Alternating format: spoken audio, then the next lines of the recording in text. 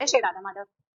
कि भगवान श्री कृष्ण ने गीता में संदेश दिया था कि जब भी एक भाई दूसरे भाई का हक छीनेगा तभी तभी महाभारत होगी। जब भी घरों में युद्ध होगा, भाई भाई के बीच में, भाई बहन के बीच में, जब भी परिवारों में एक के साथ अन्याय होगा और जो अन्याय करने वाला होगा उनके बीच में युद्ध होगा, तभी तभी महाभारत होगी। और यही कारण है कि भाई भाई का युद्ध नहीं हो, इसी कारण से महाभारत को घरों में रखा नहीं जाता है। रामायण को रखा जाता है जहां पे भाई भाई का और बहन भाई का, परिवार का प्यार दिखाया जाता है, प्रेम का संदेश दिया जाता है, मर्यादा का संदेश दिया जाता है।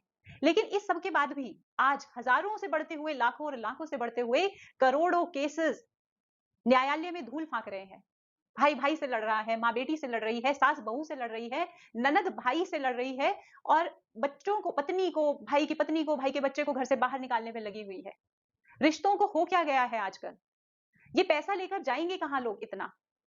अपने हक का लीजिए, जो धर्म कहता है उसको मानिए। अपने परिवारों का जो प्यार है, जो सम्मान है, जो रिश्तों की गरिमा है, मान मर्यादा है, उसको नष्ट मत करिए, उसको खत्म मत करिए, क्योंकि वही जीवन की सुंदरता है, वही ब्यूटी है इस जीवन की। रिश्तों को सहज के रखिए। रिश्तों को अगर सहेज के रखेंगे तो इस जीवन में मिठास घुल जाएगी। अंत में तो सबको यहाँ से चले जाना है। तो भाई भाई आपस में ना लड़े, तो इतने कोर्ट केसेस न्यायालय में ना सड़े। ये जो करोड़ों केस न्यायालय में है, ये किस लिए है? ये जब एक व्यक्ति किसी दूसरे के साथ गलत करता है तो उसके पास न्यायालय का दरवाजा खटखटाने के अलावा कोई रास्ता नहीं बचता। और आजकल के कोर्ट केसेस देखिए तो समझ में आता है कि किस तरह परिवार में, भाइयों में, बहनों में, रिश्तों में किस तरह मान मर्यादा का हनन हो रहा है, कैसे रिश्तों का जो मर्यादा है कैसे वो तार तार हो रही है। देखिए न्यायालयों में जाके, अगर आप चाहते हैं ये जो मानव जीवन है इसको चैन से, सुकून से, सुंदरता से, प्यार से बिताएं, तो किसी का हक नहीं मारिए, किसी को बिना वजह परेशान नहीं कीजिए।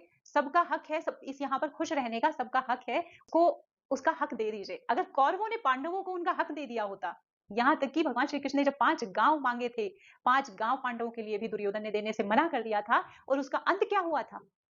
अंत में जीवन भी नहीं बचा था कौरवों के पास। अगर वो 5 गांव दे देता या पांडवों को उनका हक दे देता, तो क्या महाभारत होती?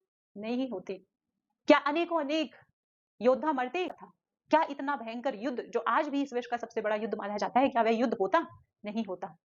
तो जब जब आप किसी का हक मारेंगे, जब जब आप किसी के साथ अधर्म करेंगे, जब जब आप रिश्तों की मर्यादा को तार तार करेंगे, तभी तभी युद्ध होगा, महाभारत होगी। इस कोर्ट केसेस की संख्या को कम करना है, रिश्तों को सुंदर बनाना है, मानव जीवन को उपयोगी बनाना है, इसे अच्छे से सुंदर तरीके से जीना है। तो जो जिसका हक है वो उसको दीजिए, और अपना जीवन भी चैन सुकून से जिए और बाकियों को भी चैन सुकून से जीने दें। क्योंकि अंत में सबको इस पृथ्वी से यही सब कुछ छोड़कर चले जाना है। भगवान की भक्ति में अपने आप को समर्पित कर दीजिए। हरि शरणा।